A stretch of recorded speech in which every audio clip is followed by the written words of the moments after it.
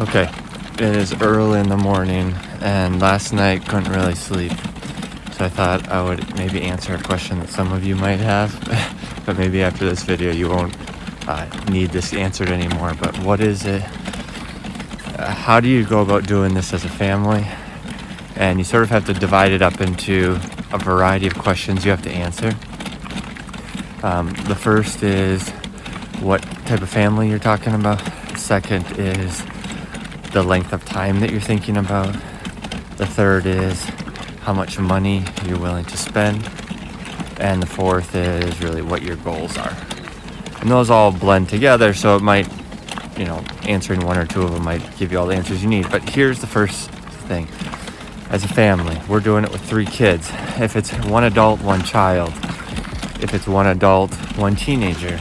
If it's 2 adults, 1 or 2 or 3 or 5 kids, it's all going to be different. But when you think about the type of family, that will start to eliminate options or give you different options.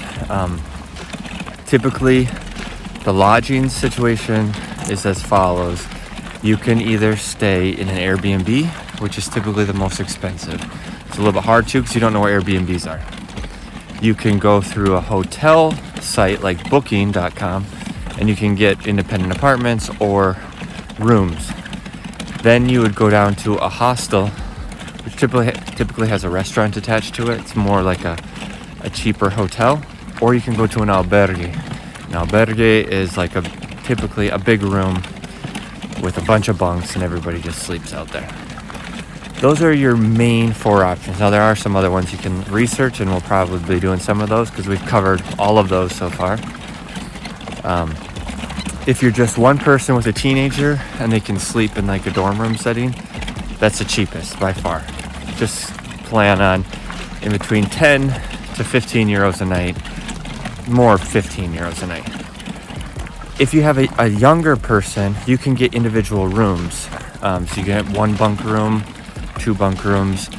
Those are a little bit more expensive. You're thinking maybe 20 to 25 euros a night.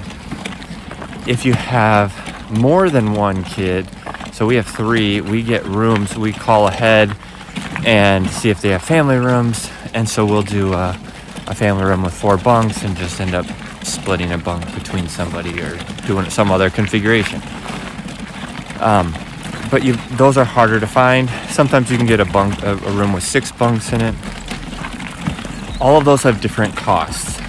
Airbnb is the top. Then you go down to the hotel. Then you go down to the hostel. Then you go down to the albergue. The best way to figure those options out when you get to that point is to get an app that we use all the time called Wise Pilgrim. And it's like cheap on the App Store, maybe even free, I don't know. And you can look, and he has that delineated what albergues offer what, and you can call ahead or you can reserve ahead. There's other questions involved too. How much time you have, how much money you have, what are your main goals, and I'll probably just address those in a different video, even though maybe they should have been addressed first. Either way.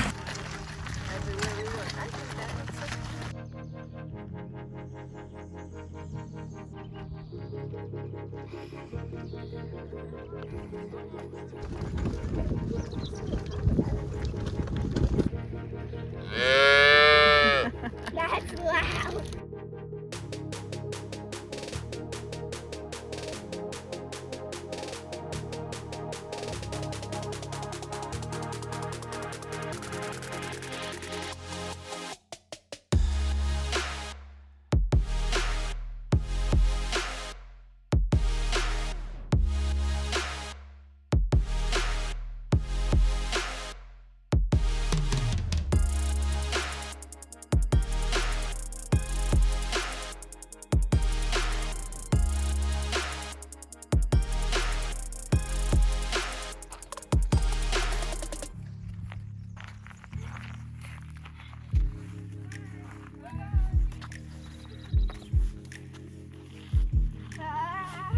We found this oasis here, which is like a donation style. But after walking this morning for many kilometers without any food, it's exactly what we needed.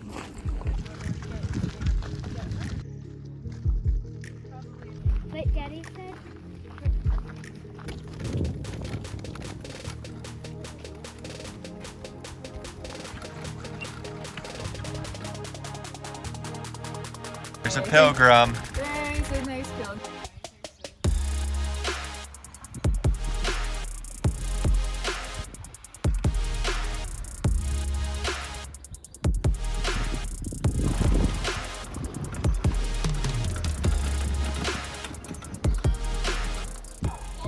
We are in Astorga, which is not a big city. I believe it's 20 to 30,000 people, but it's very important. The Romans occupied it, I believe, before Christ, and they've had a seat for the Catholic Church here with a bishop since the time of St. Augustine. So that has been huge, and they celebrate the Roman settlement here. You can see walls and frescoes and everything underneath the city. Second, because the bishop has been here, they have a palace for the bishop that was constructed by Gaudi, which is obviously super important for Spain. He's also the creator of the Sagrada Familia in Barcelona, I'm sorry.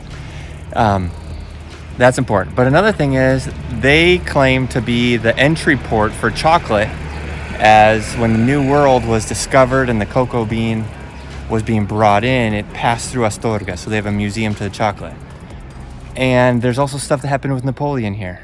And they have a thing called, is that fabada asturiana? Cocido maragato, which is a style of eating where they eat the meats first and then soup, because they have to go out and fight. So they want to eat the soups first and then the meats, like you normally do. There's just a ton of stuff that's important in Astorga, even though it's a small city or town. It's a place to visit.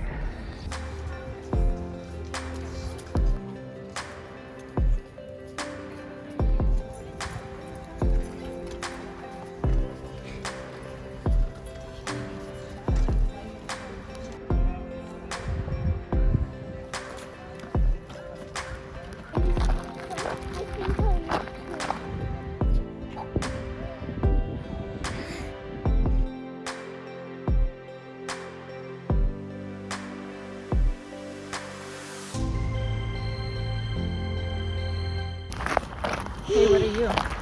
I'm a baby pterodactyl. What food is all over your face? I don't know. Oreos? Cookies? Meat, because pterodactyls eat meat. Ah. Meat. Ooh.